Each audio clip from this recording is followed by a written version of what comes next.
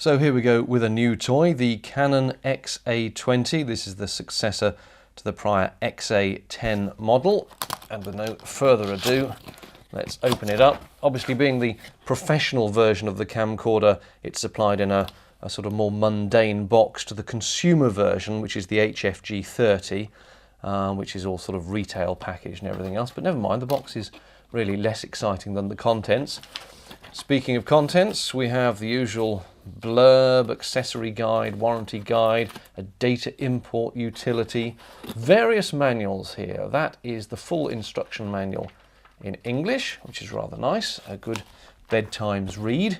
But then you also have the same thing again in French and German, and the same thing again, just in case you haven't had enough of it by now, in Italian and another language I don't recognise. Also under here, a little note about a support system, it says, for professionals working with the XF, XH, XLH and XA series of camcorders.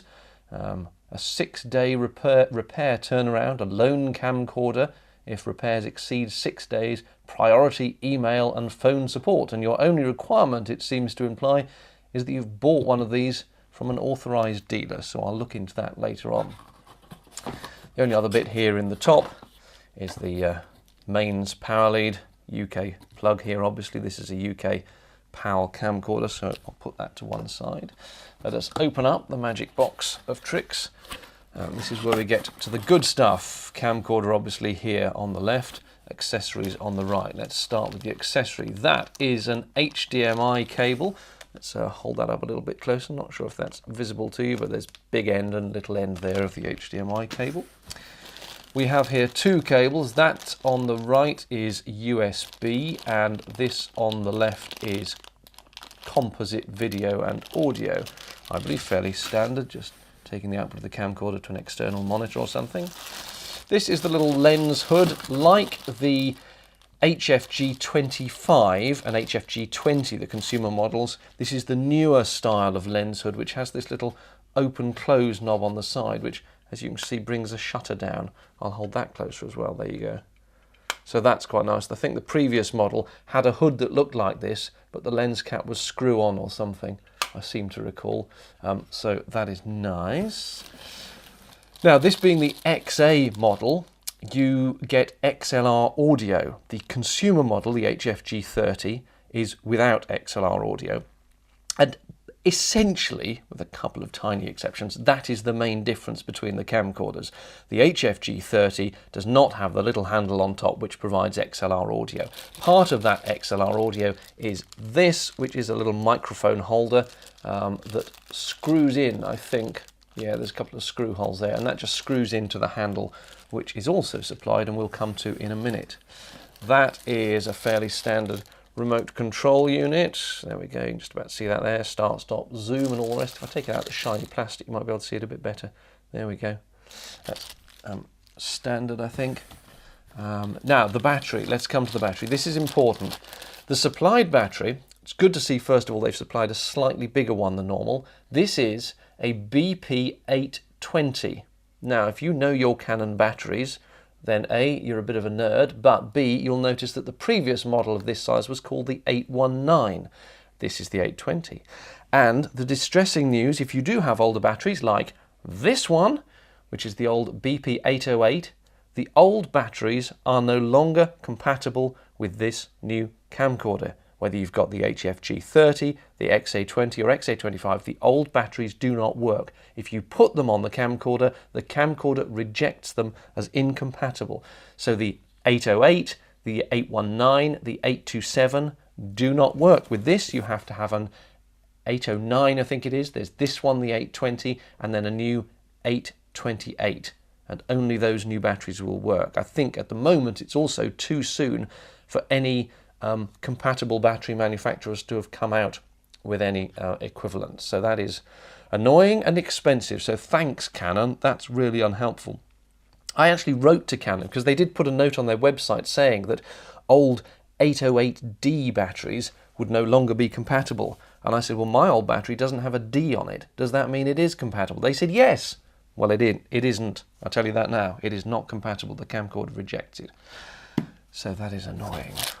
Let us move on though, let us calm down, refrain from getting furious at Canon, for a moment anyway. Another cable here, this is a different mains adapter to go into the power supply. No big deal there. Speaking of power supplies, here it is. Once again, Canon has seen fit not to provide us with an actual battery charger on which we can charge the battery separate from the camcorder. This is merely a power supply where that end with the ferrite core on it plugs into the camcorder and that end goes off to the mains, and then you charge the battery on the camcorder. Which again is annoying because presumably my old charger that charges the BP808 and so on batteries also now won't work with the newer series of batteries. So I'm going to have to buy a new charger as well. Again, immensely annoying. So I mentioned XLR audio, which you get on the XA camcorders, but you don't get on the HF-G30. And this is effectively the bit you get with an XA camcorder. You can see it has two XLR audio inputs here. It's designed as a handle that slots on the top of the camcorder, going firstly with this cold shoe mount at the front of the camcorder, and then this back mount here you can see with the electrical contacts on it, that goes into the Canon Mini Advanced shoe on the back of the camcorder. You slide it on, you tighten up the little screws, and then you've got this extra handle on top, which is quite nice for when you're doing some low angle shots. But it also then gives you the two XLR inputs, audio controls here where you can switch between line, mic and 48 volts phantom powered mic. You can have it on auto level control or manual, and if it's manual you've got these little dials here. So it's fairly fully featured. And on top of the handle again, you've got an extra little zoom control here, zoom in, zoom out, and also a start-stop recording button which can be locked so you don't accidentally stop recording. Plus, of course, again, this duplicate then cold shoe. And this here is the mounting where the microphone holder would screw on like that if you want it. So that is the handle. We come now to the best bit, which is the camcorder itself. Let us take that out and I'll move the box out the way. And here it is, unwrapping the various layers of padding.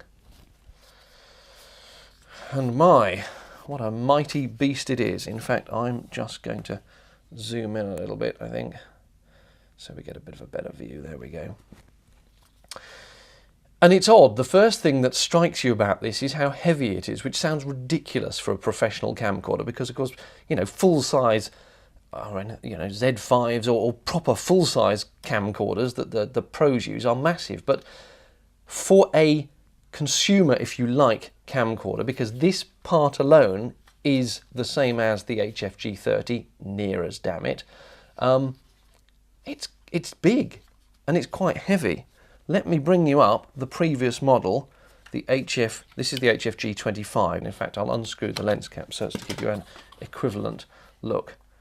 And you can see how there is a heck of a difference in size. Firstly, it is longer, which is in part to accommodate on here a 20 times optical zoom lens, instead of on this one a 10 times optical zoom, so it is physically longer if I base them at the same sort of. There we go. It is also, as you can see, also wider. How can I show that best? That's probably something like that. Because you've got this extra bit on the side here, where you've now got this zoom rocker, and also on the back, little mini joystick and a function button. So in order to accommodate all that extra bulk, the whole camcorder is now quite a bit wider than the old one. You know, I thought this was quite big when I got it out of the packaging, but this one really is gigantic. I don't know if they're actually any taller than each other. No, they're about the same height-wise. So let's take the old one out of the way and have a quick look around this one. There's the offending battery socket from which the new batteries go. I've already mentioned this little joystick here, which allows you to toggle round the menus if you don't want to stick your grubby fingers all over the touch screen. There's a function button here which directly brings up the function menu on the screen, which is equivalent to pressing the old button in the top left-hand corner. Now, one thing that has changed here is the viewfinder. It used to just pull out. Now you'll notice it's got this little hinge, and it will actually toggle up by 45 degrees. So If you like doing viewfinder shooting, perhaps on bright sunny days, or it's just your preference, then that is a little addition. I reckon it makes the thing look like a little tortoise, actually. It's like its little head poking out from under a shell. But that's one addition.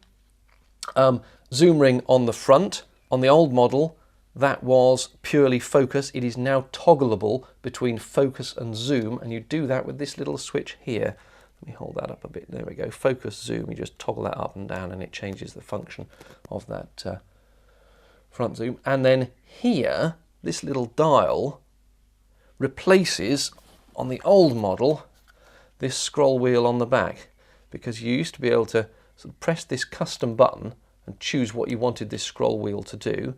That functionality is still there, but they've moved it to the front. The custom button is hidden just under there, quite recessed actually. A little bit tricky to push, but you push that and then you can toggle through what functions you want. Press select to select the function, and then that scroll wheel goes through the options for whatever that function is that you've selected, if you see what I mean. Now, I was a little bit concerned with this, having seen the spec, that you see on the old one I quite liked this thumb wheel. You could do a little bit of focusing here and then quickly move your thumb to the back and adjust the exposure quite quickly. And I wasn't sure I was going to like having a tiny little dial on the front. I thought, well, if you try and get your fingers on that, it's going to be really awkward. In fact, they have left enough space around this dial for this not to be too awkward to access. And what's more, if you are doing focus like that, you can then just leave your finger there and use your thumb on the wheel like that. So you've actually got very quick access there to focus, set the exposure. And I think for run and gun shooting, that is actually going to be quite convenient. So well done, Canon. That is a good change to the camcorder. On this side, you've got the cover which comes off to give you a mic socket, headphone socket, USB, HDMI out, and a LANC remote input socket. There you can see that a little bit better. Slightly annoying having the headphones and remote all the way up on the front of the camcorder, because the cable's obviously going to come straight back towards the back, but never mind. And also, I'd almost rather this wasn't tethered, because it's just going to get in the way of the cables, which is slightly frustrating. Little loudspeaker there for playing back your audio, and on the back here we've got AV out.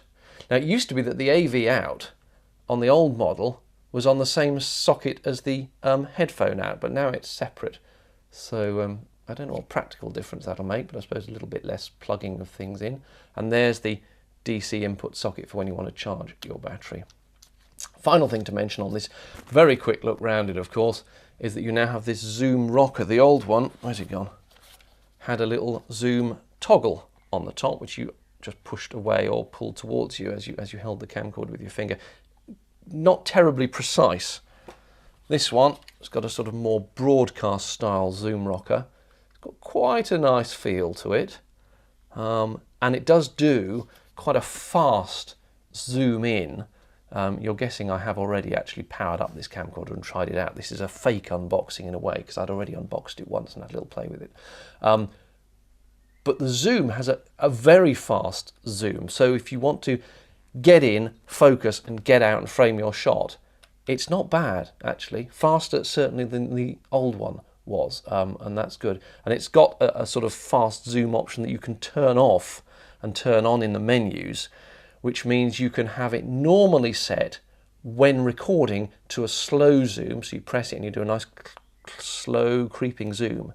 But when you're in record pause, it turns it into the crash zoom. In other words, so when you're setting up your shot, crash zoom in, focus, pull out, now press record, and the zoom toggle goes back to whatever zoom speed you've selected. I think that's quite intelligent, and well done, Canon.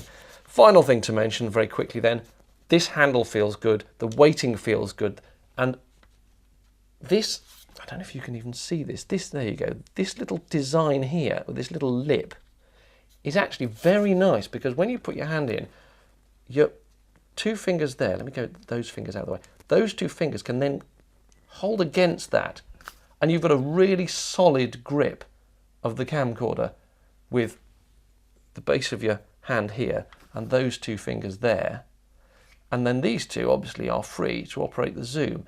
Now, I don't know if my hands are unusually long or something, but if you wanted to use fingertip control, you have to pull your hands back in a quite awkward way.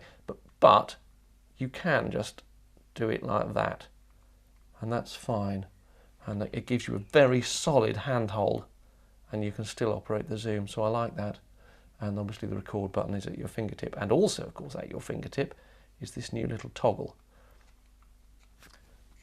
Forgot to mention the screen, nearly forgot to mention the screen. There it is, same size as before, I think, but instead of being resistive, which meant you really had to dig your finger in to scroll the menus and make anything work, this is now the same as a modern mobile phone. You can just run your finger over it and all the menus come up in a much, much better way. I will go through how much better the screen is and what the menus are like and so on and so forth in a future video, so I'm not going to power it up now. This is literally just an unboxing and showing the camcorder off.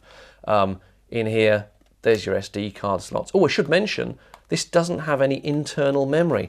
The old one, here it is again, had 32 gigabytes of internal storage as well as the SD card slots. This one, just the SD card slot, so that's quite mean of Canon. The HF-G30, the consumer model of this, I'm fairly sure does not have the infrared function. The XA models do. You can turn infrared recording on and off. And in the handle, where's the handle gone? There is also an infrared LED or something that throws an LED, an infrared beam, so that you can then make use of this for night recording.